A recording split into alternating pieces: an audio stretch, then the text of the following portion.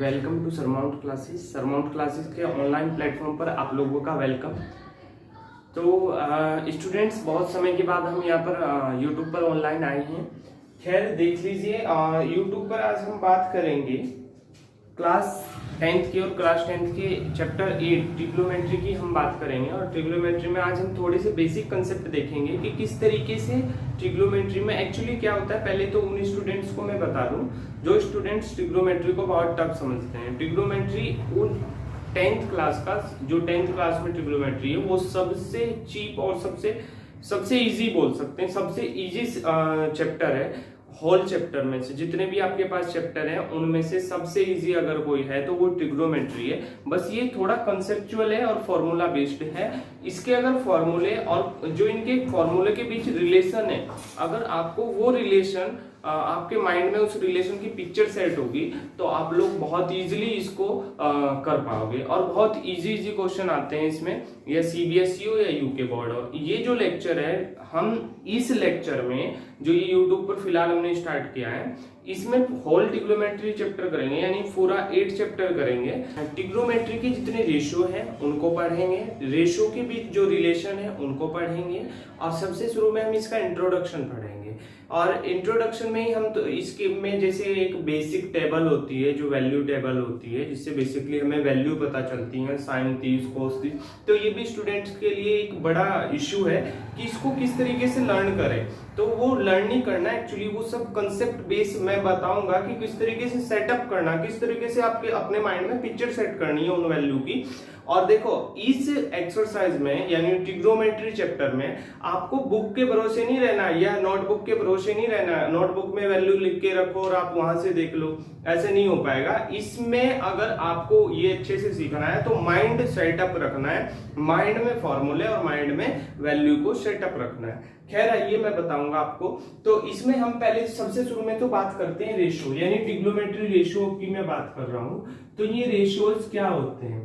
जो रेशियो होते हैं वो इसमें बेसिकली 6 रेशियो होते हैं। कौन कौन से होते हैं? जैसे मैं सीक्वेंस में लिख रहा हूं, देखो सीक्वेंस में लिखने का वैसे कोई इशू नहीं है, आप कैसे भी लिख लो जैसे बुक में लिखा हुआ है। लेकिन जिस तरीके से मैं आपको बता रहा हूं कि इस तरीके से लिखो, तो आप शुरू के 2-3 lecture same as it is ditto work करें। जो मेरे ऑफलाइन वाले बच्चे हैं उनको मेरी थोड़ी सी नीति समझ भी आ गई होगी, मैं बिल्कुल कंसेप्ट से बताऊंगा। उस वजह से क्या होगा, बाद में चीजों को एडअप करवाऊंगा, तो बाद में चीजें इजीली एडअप हो पाएंगी। तो जिस तरीके से मैं लिखूंगा एज इट इज आप अपनी नोटबुक में राइट डाउन करें।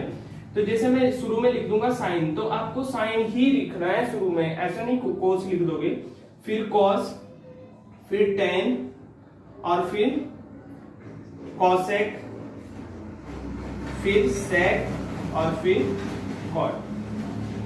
ठीक है, ये बेसिकली पूरी ट्रिग्नोमेट्री में यही हमें 6 रेशियोज पढ़ने हैं। और ये 6 के 6 रेशियो मैंने आपको लिख दिए, और ये आपको सिर्फ ऐसे ही सीक्वेंस में सबसे ऊपर साइन, कोस, टेन, कॉसेक, सेक, कॉट, पहले तो इनकी प्रैक्टिस कर लो कि ये 6 रेशियो होते हैं और इस सीक्वेंस में लिखे रहते हैं। सबसे पहली बात, यहां से यहां तक ये रेशियो होता है। अगर आगे मैं कुछ भी लिख रहा हूं, जैसे मैंने लिख दिया थीटा, यानी कोई एंगल लिख दिया, तो ये तो रेशियो हो गया हमारा, लेकिन ये क्या हो गया हमारा, एंगल हो गया। क्या हो गया? एंगल हो गया। अच्छा, ये भी जो लेक्चर हैं, ये जो 8 चैप्टर में करा रहा हूं, ये यूके बोर्ड और सीबीएसई बोर्ड दोनों के लिए है। तो दोनों अपने प्रॉपर मेंटेन करें नोट्स। और जो मेरे ये ऑफलाइन वाले बच्चे पढ़ते थे मेरे पास, जो ये पढ़ते हैं, तो वो मेरे पास क्या करें, जैसे ही वीडियो लेक्चर मैं अपलोड कर दूंगा, अपलोड करने के जितने भी मिनट का वीडियो लेक्चर होगा उसके जस्ट खत्म होने के बाद आप मेरे को मैसेज कर दोगे। क्या मैसेज करोगे? जितने भी ये आप नोट्स राइट अप करोगे वो सब मेरे को मैसेज अलग अलग स्टूडेंट्स करेंगे। अगर नहीं करेंगे तो उनको पता है फिर ऑफलाइन वालों को क्या होगा उनके साथ में। ठीक है, तो भाई अगर सीखना है, देखो मेरी बात सुनो, अगर आप लोगों को सीखना है तो राइट डाउन करना पड़ेगा। अगर आप सोच रहे हैं एज ए मूवी देख लें तो कुछ नहीं हो पाएगा। मैं इस लेक्चर का मोटो भी यही है, देखो जो वहां चल रहा है वो चलेगा, लेकिन ये इसलिए करा रहा हूं यहाँ पर, जिससे थोड़ा सा क्या है, यूके बोर्ड में जैसे कल मुझे पता चला यूके बोर्ड में भी हाफ ईयरली की डेट शीट आ गई है, डेट बता दी है। और देखो एग्जाम भी आपका टाइम बहुत कुछ निकल चुका है, बहुत टाइम निकल चुका है, तो थोड़ा बूस्टअप करना पड़ेगा सिलेबस को। ठीक है, तो यहाँ पर ऑल चैप्टर हम चैप्टर 8 कंप्लीट करेंगे। तो आ जाओ खैर अपने तो ये रेशियोज होते हैं और इनके साथ में जैसे आपने 30 लिखा हुआ देखा होगा, 60, ये क्या हो जाते हैं आपके एंगल हो जाते हैं। सबसे शुरू में तो ये क्लियर रहना चाहिए आपको, जैसे मैंने लिखा है ऐसे ही आपको भी लर्न करना है, ठीक है। तो ये आपका होता है, इसमें बेसिक 3 फॉर्मूले आपको याद करने पड़ेंगे। वो फॉर्मूले क्या है देख लो। फर्स्ट फॉर्मूला है sine square theta plus cos square theta equal 1। ये थीटा कुछ नहीं है, एंगल है। मैं थीटा बोल रहा हूं, ये एंगल है। ए बी सी कुछ भी लेट कर सकते हो उसकी जगह, बस दोनों में सेम होना चाहिए अगर फॉर्मूला यूज कर रहे हैं तो। सेकंड क्या है, 1 plus tan square theta equal sec square theta. ये तीनों स्टैंडर्ड आइडेंटिटीज है, फॉर्मूले हैं, आपको याद रखने पड़ेंगे। और एक और होता है 1 plus cot square theta equal cosec square theta, cosec square theta. ये फर्स्ट समझ लो इसको, फर्स्ट आइडेंटिटीज, सेकंड, थर्ड, ठीक है। इसमें क्या करना है आपको, इनको राइट डाउन कर लो। हमें सबसे शुरू में कुछ रिलेशन देखने हैं। तो जैसे साइन थीटा है, तो एक्चुअली एक एक रेशो के कई कई फॉर्मूले होते हैं। जैसे साइन थीटा यहाँ भी यूज कर लिया इस रेशो में भी, लेकिन एक और रिलेशन में आपको साइन थीटा का बता रहा हूँ। एक साइन थीटा जो कहीं आ जाएगा तो हम उसकी जगह लिख सकते हैं 1 कोसेक थीटा। यानी साइन थीटा और कोसेक थीटा क्या होते हैं, एक दूसरे के रेसिप्रोकल होते हैं, या बोल सकते हैं इनवर्स प्रोपोर्शनल होते हैं, साइन थीटा और कोसेक थीटा। ऐसे ही एज इट इज कौन होता है, कोस थीटा। कोस थीटा किसके होता है, 1 सेक थीटा के, ठीक है। और बचा कौन, टेन थीटा। टेन थीटा किसके इक्वल होता है, 1 कॉट थीटा। ये आपको ऐसे ही पिक्चर बना बना के देखनी है, ऐसे ही आपको राइट डाउन करने। अभी तो लेक्चर के साथ साथ कर लो, बाद में बिना देखे भी करना, ठीक है। एज इट इज अगर इसकी ही बात करूं, जैसे ये साइन थीटा है तो ये कोसेक थीटा के रेसिप्रोकल होता है, यानी 1 कोसेक थीटा इसके फॉर्मूला होता है। अगर मैं बात करूं कोसेक थीटा की, तो कोसेक थीटा भी क्या होता है, 1 साइन थीटा। यानी यही बात है, सेम सी बात है। कोसेक थीटा देखो, ये इधर डिनोमिनेटर है, न्यूमरेटर में आ जाएगा, ये न्यूमरेटर में तो डिनोमिनेटर में आ जाएगा। कैसे पता चला आंसर का, देखो इसके कोण में 1 है, तो ये यानी न्यूमरेटर यानी अंश में है, तो ये किस में चला जाएगा, डिनोमिनेटर यानी हर में, ठीक है। अब ये देखो, ये सेक थीटा है तो सेक थीटा का क्या हो जाएगा, 1 cos थीटा, और कोट थीटा होगा तो इसका क्या हो जाएगा, 1 tan थीटा। ये बेसिकली है ये 3 ही, लेकिन 6 वे में हम इन्हें लिख सकते हैं। बेसिकली है ये 3 ही मैंने, क्योंकि ये तो बस इधर का इधर, इधर का इधर, इधर का इधर हो जा रहा है। क्यों हो रहा है, ये भी एक मैथमेटिकल कंसेप्ट है। तो देखो ये रेसिप्रोकल कर रहे हैं ना हम इसका, ये अगर यहाँ न्यूमरेटर में है तो डिनोमिनेटर में जाएगा, या बोल सकते हैं ये इधर डिवाइड में है तो इधर मल्टीप्लाई में जाएगा, इस वजह से, ठीक है। होप सो ये यहां तक क्लियर हुआ होगा। तो ये यहां तक जो मैंने आपको बताया ये बहुत बेसिक कंसेप्ट है। पहले तो इन्हें लर्न करो कि साइन थीटा इक्वल होता है 1 कोसेक थीटा, कोसेक थीटा होता है 1 साइन थीटा, कोस थीटा होता है 1 सेक थीटा, और सेक थीटा होता है 1 कोस थीटा, कोट थीटा होता है 1 टेन थीटा, और टेन थीटा होता है 1 कोट थीटा। ये आपको फिंगर पे रखने, हाथों पे रखने, अपने उंगलियों पे होने चाहिए फॉर्मूले, तब जाके आपका कॉन्सेप्ट क्या होगा, क्लियर होगा। यहां तक समझ आ गया भाई, ठीक है। तो इसके बाद हम इस लेक्चर में बात करेंगे, इसे कॉपी कर लेना है ना। इसके बाद हम बात करेंगे थोड़ी सी टेबल की, कि टेबल कैसे फॉर्म होती है, वैल्यू कैसे पता चलती है। तो देखो वैल्यू या तो आप एक काम कर लो, डायरेक्ट याद कर लो, या आपको क्या करना पड़ेगा, थोड़ा सा एक कंसेप्ट सीखना पड़ेगा। वो ही कंसेप्ट में समझाने की कोशिश करूंगा आपको, भी देख लो। एक बकायदा हम टेबल बनाएंगे, जैसे आपकी बुक में भी है, ये बुक में भी होगी आपकी टेबल ना।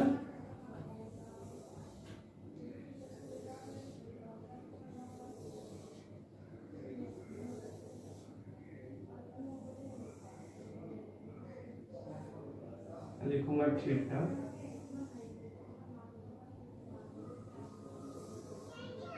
यहाँ लिखूंगा, देखो कितने डिग्री होते हैं, 0 degree, 30 degree, 60 degree, sorry 45 degree, 45 degree, 45, 60 degree और 90 डिग्री। अच्छा, कुछ बच्चे ऐसे होंगे, मैं कई चीजें हिंदी में बोल दे रहा हूँ, कई चीजें इंग्लिश में बोल दे रहा हूँ, जिसको कंफ्यूजन हो कमेंट सेक्शन में पूछ सकता है। बकायदे जो मेरे मैं कमेंट सेक्शन में भी बता दूंगा, और जो ग्रुप्स वगैरह बने हुए हैं उनमें भी आप पूछ सकते हो, ठीक है। तो वैसे होप सो ऑफलाइन वालों को तो बिल्कुल भी कंफ्यूजन नहीं हो रहा होगा, इतना तो मैं उन्हें समझा दिया है कि क्या हिंदी में और क्या इंग्लिश में होता है। ये टेबल होती है। अब इसमें वैल्यू कैसे आती है, देखो 1 2 3 4 5, 1 2 3 4 5 डिग्रीज है। 5 की 5 में अगर साइन की डिग्री हमें आपको निकालनी है, हमें सिर्फ साइन की डिग्री निकालनी है। देखो कैसे निकालेंगे, आपको क्या लिखना है, आपको याद रखना है 0.4, 1/4, 2/4, 3/4 और 4/4। ये कहां से आता है इसकी बाद में बात करेंगे। फिलहाल तो एक कंसेप्ट देखो कि किस तरीके से मैं वैल्यू को फॉर्म करूंगा इस टेबल में, ठीक है। तो देखो 0.4 यानी ये इसकी वैल्यू आएगी, इसकी। इन सब का ही क्या करना है, स्क्वायर रूट लेना है, अंडर रूट लेना है, स्क्वायर रूट लेना है। स्क्वायर रूट लेके क्या करेंगे, जो सबसे शुरू में देखो ये एक्चुअली 0 में तो 0 की वैल्यू आएगी, 1 में 30 की आएगी, 2 में 45 की, 3 में ये आएगी इसकी 60 की और 4 में क्या आएगी 90 की, ठीक है। ये 5 ही ये नंबर लिए हैं और 5 ही डिग्री है, ठीक है। तो 0.4 को अगर सॉल्व करेंगे तो साइन 0 की वैल्यू आएगी, समझ रहे हो। तो साइन 0 की वैल्यू निकालने के लिए इसे सॉल्व करेंगे, और इसे सॉल्व करने के लिए आप क्या करोगे बताओ। 0.4 है, अगर कहीं लिख रहा है 0.4, अगर हम इसे सॉल्व करेंगे, मैंने ये उठा के यहाँ लिख लिया, और 0.4 को सॉल्व करेंगे तो 0 आएगा, यानी √0, और √0 का क्या निकलता है बाहर 0। तो यानी यही हमारा क्या हो गया, वैल्यू आ गई 0 की, ठीक है। सेकेंड नंबर पे क्या है 1/4, क्या √1/4, और √1/4 को अगर सॉल्व करेंगे तो क्या आएगा, √1 का क्या निकलेगा, √1 √1 ही आता है, और 4 का 2, यानी क्या आ गया क्या निकल गया 1/2। तो क्या लिखेंगे यहाँ पर हम 1/2। 1/4 क्या था सेकंड नंबर पे, तो सेकंड वैल्यू यानी 30 डिग्री आ गई। अब थर्ड क्या है √2/4। अगर हम इसे सॉल्व करेंगे √3/4 को, तो 2 1 जा 2, 2 2 जा 4, 1/2 आ गया, जो कि होल रूट में है। 1 का तो 1 निकल गया, लेकिन 2 का कुछ नहीं निकलने का, क्योंकि कंप्लीट रूट नहीं होता इसका, तो कंप्लीट होल रूट नहीं होता। तो क्या लिख दूंगा, जो करता हूं एज इट इज 1/√2, ठीक है। अब 60 की वैल्यू निकालेंगे, यानी ये वाला सॉल्व करेंगे, ये वाला सॉल्व करेंगे।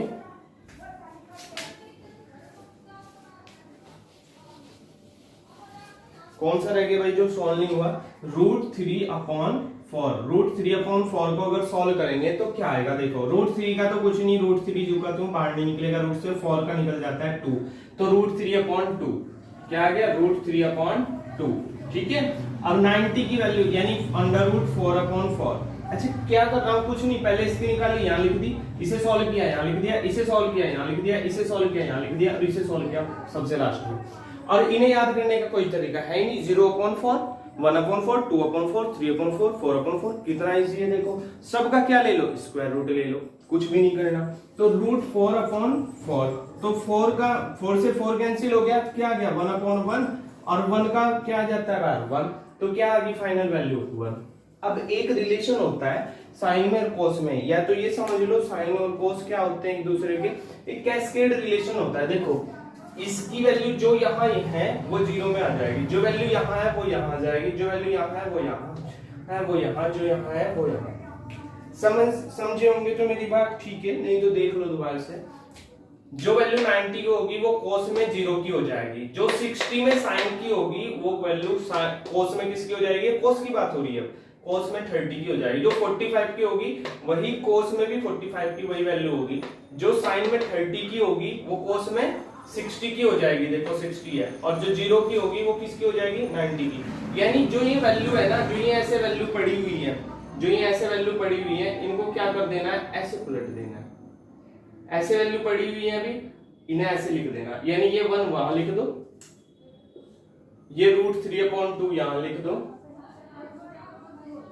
ये 1/√2 यहां लिख दो, ये 1/2 यहां लिख दो, और ये 0 यहां लिख दो। बताओ इतना क्लियर हुआ क्या? यहाँ तक होप सो क्लियर हुआ होगा। अब टेन थीटा, अब टेन थीटे का थोड़ा यहाँ तक तो हो गया होगा क्लियर। टेन थीटे का एक अलग से फॉर्मूला है, वो आपको देखो देखना पड़ेगा। टेन थीटा क्या होता है? टेन थीटे का एक फॉर्मूला होता है। क्या फॉर्मूला होता है? अच्छा, एक फॉर्मूला तो मैंने आपको पढ़ा भी दिया टेन थीटा का, tan theta equal 1 cot theta. तो लेकिन वो तो वहां यूज होगा ना जहाँ कोट थीटा की वैल्यू होगी, यहाँ तो कोट थीटा की भी वैल्यू नहीं अभी, वो भी अननोन पड़ा हुआ है। तो कोई बात नहीं, एक और फॉर्मूला होता है, यही तो चीज सीखनी है यार ट्रिग्नोमेट्री में। टेन थीटा होता है एक और formula, sine theta upon cos theta. अब यही फॉर्मूला क्यों यूज कर रहा हूं? ये इसलिए कर रहा हूं क्योंकि साइन और कोस दोनों की वैल्यू पता इसकी निकल जाएगी।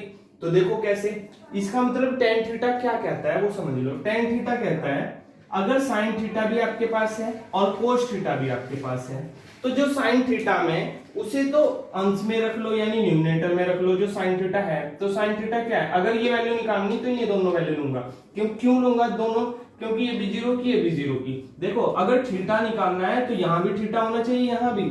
अगर ए निकालना है तो यहाँ भी ये होना चाहिए, यहाँ भी और यहाँ भी। एंगल सेम होता है तभी तो हर एक रिलेशन में एंगल सेम ही होता है, याद रखना। क्योंकि सेम है तो सेम ही हमें क्वेश्चन में देखना है। अगर रिलेशन में सेम है तो क्वेश्चन में भी सेम ही देखेंगे। तो देखो अगर मुझे ये वैल्यू निकालनी, यानी ये वैल्यू इसमें आएगी किसकी वैल्यू? tan 0 की, क्योंकि ये 0 पे है। tan 0 की निकलेगी कैसे? अगर मैं tan 0 निकालूंगा यानी थीटे की जगह 0 रख दिया तो cos 0 sin 0, और sin 0 की क्या है? 0। और नीचे क्या आएगा? cos 0, cos 0 की क्या है? 1। अब 1 से 0 को डिवाइड करूंगा तो क्या आएगा भाई? 0। समझे? तो समझ में आया tan 0 की कैसे निकाली? यानी tan थीटा ये कहता है अगर मेरी वैल्यू निकालनी है तो sin थीटा को डिवाइड कर दो cos थीटा से। तो sin थीटा की वैल्यू जो भी है उसे डिवाइड कर दिया किससे? cos थीटा से। ठीक है, तो हमने डिवाइड कर दिया और क्या आंसर आ गया? 0। यानी sin 0 की वैल्यू क्या आ गई आपकी? 0। अब 30 की कैसे निकालेंगे? तो देखो tan 30 भी सेम ऐसे ही निकलेगा, जो ऊपर लिख रहा है यानी इसको डिवाइड कर दो इससे। 1/2 को होल डिवाइड करना है किससे? √3/2। जब ऐसा कभी रिलेशन हो, ऐसा रिलेशन हो, मेरे पुराने बच्चे तो समझ गए होंगे इसे कैसे सॉल्व करना, जो नहीं समझे वो देख लो। अंदर अंदर की मल्टीप्लाई करनी होती है और बाहर बाहर की करनी होती है। ठीक है, ये कंसेप्ट है। जब ऊपर भी एक न्यूमरेटर डिनोमिनेटर आ गया और नीचे भी एक डिनोमिनेटर न्यूमरेटर आ गया, तो इनको क्या करते हैं हम? सिंगल न्यूमरेटर डिनोमिनेटर में चेंज करने के लिए ऐसो एरो लगा लो। एरो लगा के जो बाहर बाहर के हैं यानी जो बाहर बाहर एरो लगा है उन दोनों की मल्टीप्लाई करो, और 2 1 जा 2 यानी 2 एकम 2, और लिख दो उसे न्यूमरेटर में। बाहर बाहर की मल्टीप्लाई करके न्यूमरेटर में लिख दो। तो और √3 की 2 √3 हो जाएगी। √3 की 2 से करेंगे, 2 से 2 कैंसिल हो गया, क्या आ गया? 1/√3। तो tan 30 की क्या वैल्यू आ गई? 1/√3। ठीक है, अब tan 45 की निकालनी है। ये समझ में आया? ये एज इट इज सारों में यही लगेगा, ऐसे ही डिवाइड करेंगे सब में। ये बेसिक कंसेप्ट था भाई। तो रूट इसमें क्या करेंगे? ये वैल्यू निकालनी है तो इसकी इससे डिवाइड करेंगे। अच्छा देखो, इसको डिवाइड करेंगे इससे, ये दोनों ही चीज सेम है। 1/√2 को डिवाइड करेंगे 1/√2 से। इस पूरे से ये पूरा कैंसिल हो गया तो क्या आ गया? 1, क्योंकि as it is same thing है तो डिवाइड हो गया क्या हो गया? 1। और उसके बाद क्या है? अब ये है, इसको क्या करेंगे? इसको डिवाइड करेंगे इससे तो ये वैल्यू आ जाएगी। यानी √3/2 को डिवाइड कर देंगे 1/2 से। क्यों कर रहे हैं? क्योंकि हमें पता है tan थीटा निकालने के लिए sin theta upon cos theta होता है। sin थीटा की वैल्यू ये, cos थीटा की। तो क्या करेंगे भाई? अंदर अंदर की मल्टीप्लाई और बाहर बाहर की मल्टीप्लाई। बाहर बाहर की हुई तो 2 √3 आया, 2 × √3 आया, और अंदर अंदर की हुई तो नीचे 2 आ गया। 2 से 2 कैंसिल हो गया, √3। जो बाहर बाहर की होती है याद रखना न्यूमरेटर में रखी जाती है। तो क्या वैल्यू आ गई? √3 आ गई वैल्यू। क्या वैल्यू आ गई भाई? √3। यानी tan 60 की क्या वैल्यू होती है? √3। 90 की निकालनी है। देखो यहाँ एक और चीज आएगी 90 में। 90 की निकालनी यानी 1 को डिवाइड करना 0 से। 90 की निकालनी यानी इसको डिवाइड करना इससे। तो क्या करेंगे भाई? 1/0। और कभी भी 0 से 1 को डिवाइड करते हैं तो क्या आता है? कौन बता सकता है? जो बता सकता है बता देना कमेंट सेक्शन में, मैं आपको बता दूंगा। ऐसे बहुत इंपॉर्टेंट थिंग है, कक्षा 7, 6, 7, 8 में आती रहती है, 9th में भी आती है। 0 से डिवाइड करते हैं 1 को तो इनफाइनाइट आता है, और मोस्टली बच्चों को पता नहीं होता, मोस्टली नहीं पता होता है, मैं बता रहा हूँ तुम्हें।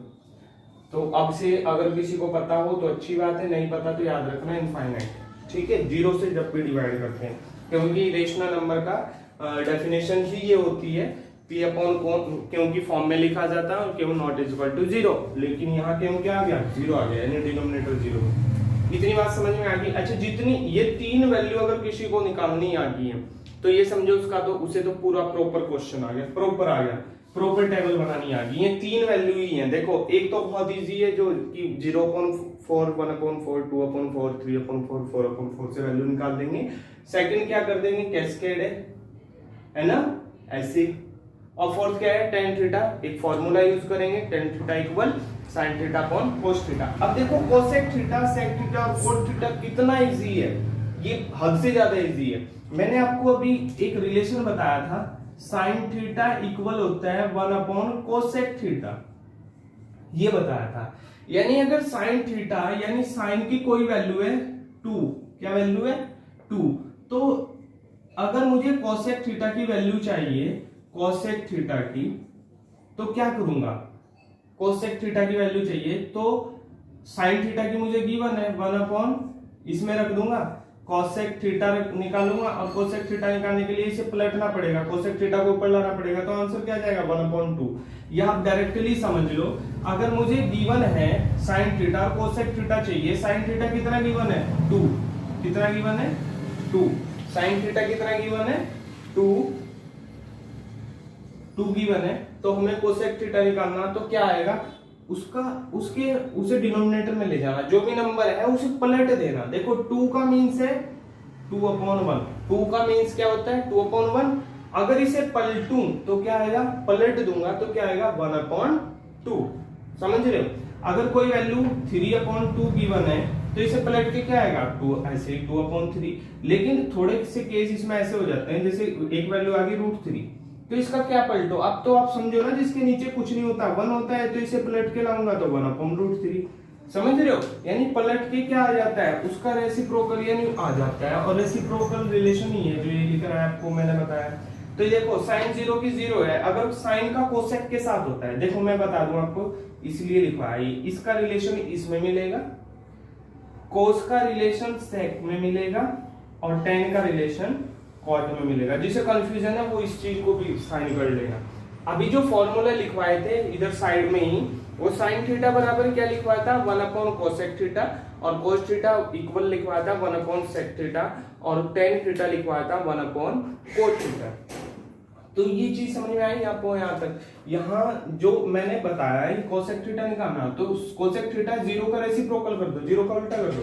अब 0 होता क्या है 0/1, 0 को ये लिख सकता हूँ, हाँ बिल्कुल लिख सकता हूँ। इसका उल्टा क्या होगा 1/0, इसका उल्टा करो ना, तो इसका उल्टा आ जाएगा 1/0। और इसी को क्या लिखते हैं जब किसी के डिनोमिनेटर में आ जाए इनफाइनाइट, या डायरेक्ट लिखना 0 का उल्टा इनफाइनाइट होता है। वैसे ये समझ लोगे तो ज्यादा बेटर रहेगा कि 0 का उल्टा क्या होता है इनफाइनाइट होता है, ठीक है। अब कोसेक साइन में ही देखेंगे ना कोसेक की वैल्यू, क्योंकि साइन थीटा बराबर होता है कोसेक थीटा, तो साइन की वैल्यू देखेंगे 1/2 है, तो क्या लिख दूंगा इसे 2/1। अगर कहीं 1/2 लिख रहा है, इसका उल्टा करना है तो 2/1, और 2/1 कहीं लिखते ही नहीं, इसे क्या लिखते हैं 2 लिखते हैं ना, तो इसे क्या लिख दूंगा 2। ये क्या है 1/√2, और 1/√2 का उल्टा करना तो क्या आ जाएगा √2, और √3/2 का उल्टा करना √3/2, देख लो भाई देख लो, √3/2, √3/2 है तो इसका उल्टा करेंगे तो क्या आएगा 2/√3 आएगा ना, 2/√3, ऐसे ही यहाँ लिख दो 2/√3।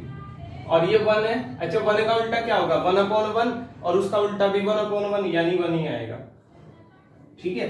अब sec थीटा किसका उल्टा होगा इसका, है ना। एक और रिलेशन लग सकता है जो आपने कोसेक और सेक का है ना, ये भी कैस्केड रिलेशन होता है। खैर उसे छोड़ो, आप सिर्फ ये उल्टा कर दो, इसका उल्टा यहाँ कर दो यानी 2/√3, और इसका उल्टा यहाँ कर दो यानी √2। इसका उल्टा यहाँ कर दो यानी 2, और इसका उल्टा 0 का उल्टा अभी बताया था इनफाइनाइट। ठीक है, अब क्या रह गया भाई कोट थीटा। कोट थीटा कैसे निकलेगा, टेन थीटा का उल्टा। टेन थीटा क्या है 0 है, तो 0 का उल्टा इनफाइनाइट। 1/√3 है तो क्या आ जाएगा √3/1 यानी √3। 1 है तो 1 का तो कुछ भी नहीं होता, 1 ही रहता है, और √3 का क्या हो जाएगा 1/√3, और इनफाइनाइट का क्या हो जाएगा, अभी बताया था इनफाइनाइट होता है 1/0, और उसका उल्टा करो तो 0/1, तो क्या हो जाएगा भाई 0, इनफाइनाइट का उल्टा 0। ठीक है, इतनी बात समझ में आई, होप सो ये आपको समझ आया होगा। अगर किसी को समझ नहीं आया तो मेरे को कोई, क्योंकि इसमें बहुत सारे कई सारे जो है बेसिक कंसेप्ट यूज किए गए हैं, अगर किसी को समझ नहीं आया तो वो मेरे को बता देना, कमेंट सेक्शन में बता देना या ग्रुप्स में बता देना, मैं आपको वो भी क्लियर करा दूंगा जो बेसिक होगा, जो 8th 9th का होगा। ठीक है, इसे कई बार इस टेबल को कई बार देख के करो, कई बार बिना देख के करो, और उन्हीं कंसेप्ट के साथ करो जो इधर ये बेसिक कंसेप्ट मैंने करवाया, इसे बनाने के साथ साथ इधर जो करवाया है उन्हीं के साथ करो। और इसका टाइम पहले आपका आएगा 2 मिनट का, फिर आएगा 1 मिनट का, और आपको इसे तब तक बनाते रहना जब तक 30 सेकंड का टाइम ना आ जाए। 30 से 60 सेकंड के बीच ही टाइम रहना चाहिए इसका, मतलब फॉर्म फ्रेम करने के बाद, फ्रेम में इतना टाइम ना दो, रफली कर दो बिल्कुल, लेकिन वैल्यू डिक्ट होनी चाहिए। अब फिर बात ये आती है कि याद भी तो रहनी चाहिए कुछ वैल्यू, क्योंकि हम अभी एक्सरसाइज में यूज करेंगे। देखो जब यूज करेंगे तो याद भी होने लगेगी, बहुत वैल्यू ऐसी होंगी जो बहुत याद होने लगेगी। जैसे ये वैल्यू, जैसे मैं मार्क दे रहा हूँ 10:45 की वैल्यू बहुत यूज होगी, आपको याद हो जाएगी। 10:30 की वैल्यू यूज होगी बहुत, ये याद हो जाएगी। 10:60 की हो जाएगी, बहुत इंपॉर्टेंट है वैल्यू। और साइन की तो सारी वैल्यू इंपॉर्टेंट है, साइन की तो सारी ही वैल्यू इंपॉर्टेंट है। अब देखो ये आपको ऐसा नहीं कि मैं बोल रहा हूं आपको नोटबुक में बनानी आ जानी चाहिए, ये पूरी पिक्चर ना माइंड में सेट हो जानी चाहिए कि साइन की वैल्यू कैसे मैंने निकाली। साइन की वैल्यू रिलेशन था 0/4, 1/4, 2/4, 3/4, 4/4, सबका क्या ले लिया स्क्वायर रूट ले लिया, तो ये निकल गया। ठीक है, उसके बाद साइन से कोस पे कैसे निकाली हमने, तो साइन कोस का एक कैस्केड रिलेशन लगाया, जो 90 की थी वही 0 में आ गई। ये आपको माइंड में सेट होना चाहिए। यहाँ पर जो 90 की वैल्यू थी, जो साइन 90 की वैल्यू होती है, अनदर वर्ड में कह सकते हैं साइन 90 इक्वल टू कॉस 0, यानी जो साइन 90 की वैल्यू होती है वही कॉस 0 की होती है। जो साइन 60 की होगी वही कॉस 30 की होगी, और जो साइन 45 की होगी वही सेम होगी कॉस 45 की, और जो साइन 30 की होगी वो कॉस 60 की होगी, और जो साइन 0 की होगी वही कोस 90 की होगी। और ये क्वेश्चन भी कई बार वाइवा में पूछा जाता है कि साइन और कोस में कौन सी वैल्यू कॉमन होती है, कौन सी डिग्री पे वैल्यू कॉमन होती है, कितने एंगल पे। तो अब सिंपल सा क्वेश्चन आपको समझ आ गया होगा, वो ऐसी इन दोनों में कौन सी वैल्यू सेम है, ये 45 पे होती है। क्यों होती है, क्योंकि मैंने आपको एक रिलेशन बता दिया कैस्केड रिलेशन, तो उसकी वजह से होती है। ठीक है, इतनी बात समझ में आ गई। कई बार बना के देखो जब तक बनती नहीं है। ठीक है भाई, और कौन सी इंपॉर्टेंट है, ये बहुत इंपॉर्टेंट है √3/2। बस यार फिर तो सारी बन जाएंगी, अगर इतनी तो कम से कम याद होनी चाहिए आपको। ठीक है, उसके बाद हमने tan थीटा का फॉर्मूला यूज किया sin θ/cos θ, है ना। तो ये फॉर्मूले जितने मैंने दिए आपको आज, जितने बताए हैं ये, और ये टेबल, और वो जो 3 आइडेंटिटीज बताई हैं, ये तीनों सारी चीज कर लो।